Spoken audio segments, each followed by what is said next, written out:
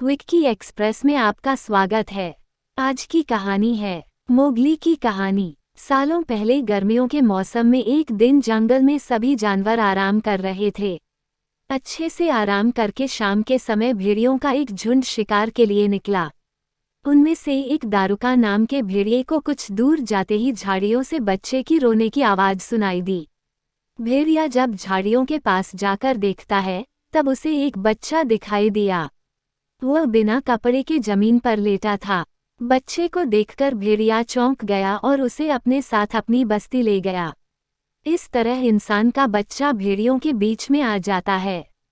बच्चे को भेड़ियों के बीच देखकर उस जंगल में रहने वाले शेर खान को गुस्सा आ जाता है, क्योंकि वही उस बच्चे को इंसान की बस्ती से उठाकर खाने के लिए लाया था। भेड़िया अपने परिवार की ही तरह इंसान के उस बच्चे को भी पालता है। उसके परिवार में कुछ छोटे भेड़िए और उनकी मां रक्षा थी। रक्षा ने उस बच्चे को मोगली नाम दिया। मोगली को एक परिवार मिल गया और वह भेड़ियों को अपना भाई बहन समझकर उनके साथ रहना लगा। दारुका ने भी अपनी पत्नी रक्षा को बता दिया था कि इस बच्चे को शेर खान के नज़रों से बचाकर रखना, क्योंकि वो बच्चे को खाना चाहता है। रक्षा इस बात का पूरा ख्याल रखती थी। वो अपने बच्चों और मोगली को कभी भी अपनी नज़रों से दूर जाने नहीं देती थी।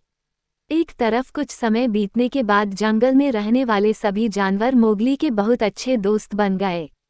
दूसरी तरफ शेर खान दूर से ही मोगली पर नज़र गड़ाए रखता था। वह मोगली का शिकार करने के लिए उचित समय के इंतजार में था। भेड़ियों के झुंड का नेतृत्व एक बुद्धिमान भेड़िया कर रहा था।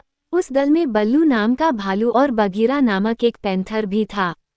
सभी एक जगह एकत्रित होकर मोगली को लेकर बातें करने लगे। उनका कहना था कि हमें मोगली को भेड़िए की तरह ही पालना होगा।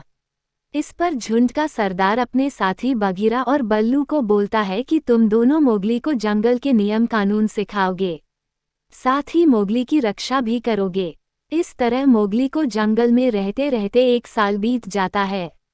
मोगली धीरे धीरे करके बड़ा होने लगा और उसके बड़े होने तक बल्लू और बगीरा मोगली को सारे नियम कानून के साथ ही खुद की रक्षा करने का तरीका भी सिखा देते हैं। मोगली बड़े होने तक कई जानवरों की भाषा सीख जाता है। साथ ही वह आसानी से पेड़ों पर चढ़ना, नदी में तैरना व शिकार करना भी सीख गया। बगीरा ने मोगली को इंसानों द्वारा बिछाए फंदे और जाल से दूर रहने और जाल में फंसने के बाद उससे बाहर निकलने के तरीके सिखाए। एक दिन समूह में रहने वाला एक भेड़िए का छोटा बच्चा शिकारियों के बिछाए जाल में फंस जाता है। उस फंसे हुए भेड़िए को शेर खान खाना चाहता था। तभी शेर खान से पहले मोगली वहां पहुंचकर नन्हे भेड़िए को बचा लेता है। शेर खान को ये सब देखकर बहुत गुस्से आ जाता है। फिर शेर खान कुछ दिनों बाद मोगली को पकड़ने की कोशिश करता है, लेकिन वो उसे पकड़ नहीं पाता। गुस्से में शेर खान फैसला लेता है कि वो मोगली को पकड़ने के लिए बंदरों की सहायता लेता है। सारे बंदर जंगल के दूसरे हिस्से में रहते थे। वो सारे बंदर काफी खतरनाक थे। शेर की बातें सुनकर बंदरों का राजा मोगली को पकड़ने के लिए तैयार हो जाता है। बंदरों का राजा अपने सारे बंदरों को मोगली को पकड़ने का आदेश देता है। 1-2 दिन कुछ बंदर मोगली पर नजर रखते हैं और सही समय मिलते ही मोगली का अपहरण करके उसे घने जंगल से घिरे एक पहाड़ पर ले जाते हैं। मोगली सोच रहा था कि उसके पहाड़ में होने की बात बगीरा व बल्लू को पता चल जाए। तब उसे आसमान में उड़ता हुआ एक चील दिखाई दिया। मोगली उस चील को आवाज लगाकर कहता है कि तुम मेरी मदद कर दो। मेरी यहाँ होने की खबर बगीरा और बल्लू को दे दो। उन्हें कहना कि मुझे बंदरों ने यहाँ कैद करके रखा है। चील ने जैसे ही मोगली की बात सुनी तो वो जंगल की तरफ बगीरा और बल्लू के पास पहुंची। बगीरा और बल्लू को मोगली की जानकारी मिलते ही वे को नामक अजगर से सहायता मांगने पहुंचे। शुरुआत में को सीधे बगीरा और बल्लू को मना कर देता है। फिर वे को मोगली के बारे में बताते हैं। मोगली के बारे में जानकर को उनकी सहायता करने के लिए राजी हो जाता है। सभी मोगली को बचाने के लिए निकल पड़ते हैं।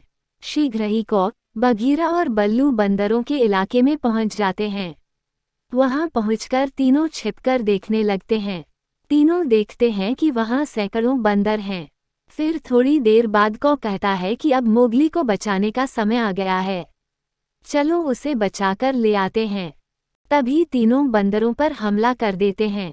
बघीरा अपने पंजों से बंदरों पर वार करता है, जिसके दर्द से बंदर चिल्लाने लगते हैं। तभी कुछ बंदर बल्लू पर टूट पड़ते हैं।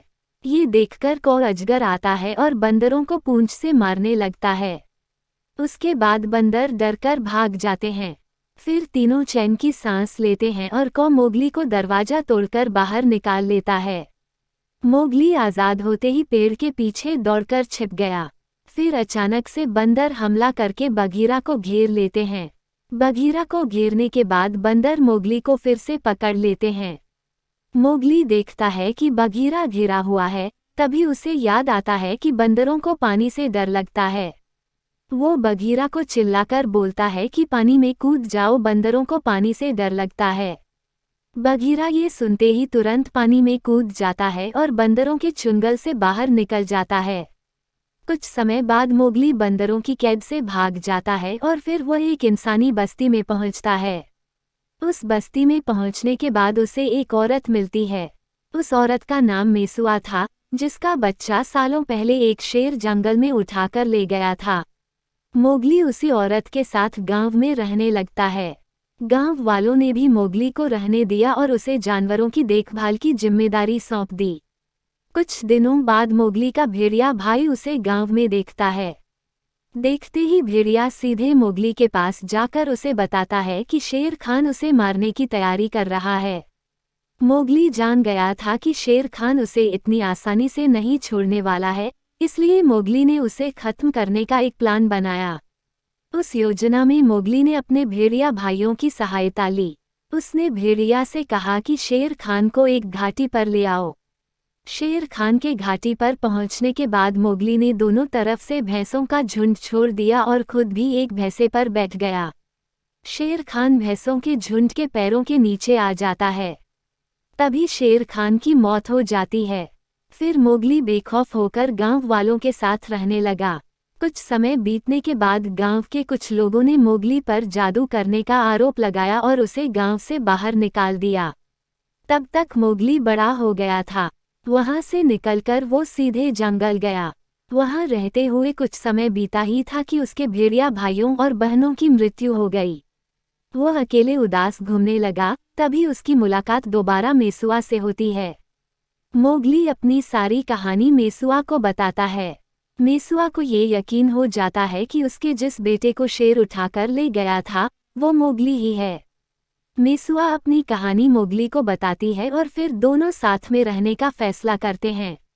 इसके बाद मोगली इंसानों की बस्ती में खुशी खुशी रहने लगता है और समय मिलने पर जंगल जाकर अपने दोस्तों से मिल लेता है।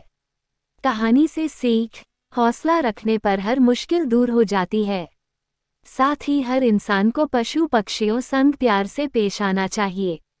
वक्त पड़ने पर वो दोस्त बनकर मदद कर सकते हैं। सुनने के लिए धन्यवाद। मेरा चैनल सब्सक्राइब करें, लाइक और शेयर भी करें। धन्यवाद।